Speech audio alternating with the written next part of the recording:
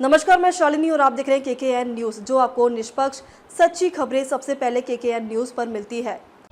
यरूशलेम और तेल अवीव में मंगलवार सुबह जो हुआ उसने पूरे इजराइल को झकझोर कर रख दिया। जैसे ही तड़के शहरों में जोरदार धमाकों की आवाज गूंजी, पूरे देश में सायरन बजने लगे और लोग सुरक्षित जगहों की तलाश में भागते देखे गए। वीर शेवा में एक इमारत पर मिसाइल गिरने से 3 लोगों की मौत हो गई और कई अन्य घायल हुए हैं।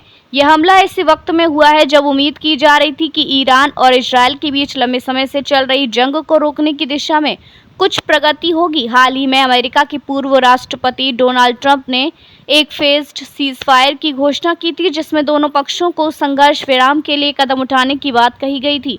लेकिन ताजा हमले ने इन संभावनाओं को झटका दे दिया है। ईरानी समय अनुसार सुबह करीब 4 बजे मिसाइलें इजराइल की ओर दागी गईं। इस हमले की पुष्टि इजरायली डिफेंस फोर्स ने की है, जिसके बाद नागरिकों को तुरंत सुरक्षित स्थानों पर जाने की सलाह दी गई।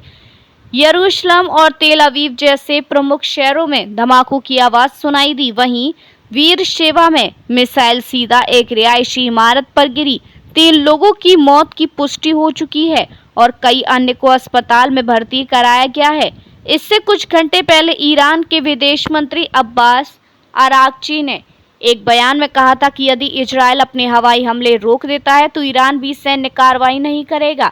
इस बयान के बाद उम्मीद बनी थी कि शायद कुछ विराम की ओर कुछ सकारात्मक कदम उठेंगे, लेकिन मिसाइल हमले ने इन उम्मीदों पर पानी फेर दिया। इजरायली सेना ने भी साफ कर दिया है कि वे किसी भी तरह के हमले का माकूल जवाब देने के लिए तैयार है। सूत्रों के अनुसार इजरायल ने अपने सभी एयर डिफेंस सिस्टम को एक्टिव मोड में डाल दिया है और सीमावर्ती इलाकों में निगरानी बढ़ा दी गई है। माना जा रहा है कि यह हमला ट्रंप के सीज फायर प्रस्ताव को ईरान की ओर से अस्वीकार करने के रूप में देखा जा रहा है, या फिर यह हमला ट्रंप की घोषणा के बाद तय समय सीमा में इजरायल की कार्रवाई बंद न होने पर प्रतिक्रिया के रूप में हुआ। अब बड़ा सवाल यही है कि क्या सीज फायर की संभावना पूरी तरह खत्म हो गई है या अब भी कोई कूटनीतिक रास्ता बाकी है। फिलहाल यरूशलेम, तेल अवीव और अन्य शहरों में सुरक्षा बल पूरी तरह अलर्ट पर है। आम जनता में डर और असमंजस का माहौल है।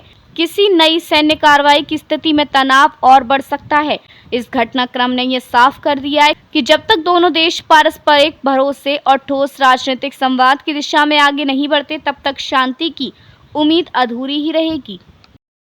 ताज़ा खबरों के लिए केकेएन न्यूज़ पेज को फॉलो करें और लाइक करें और सब्सक्राइब करें। बेल आइकन दबाना ना भूलें। अगर आप हमें फेसबुक, ट्विटर, इंस्टा के माध्यम से देख रहे हैं तो फॉलो, कमेंट करना ना भूलें।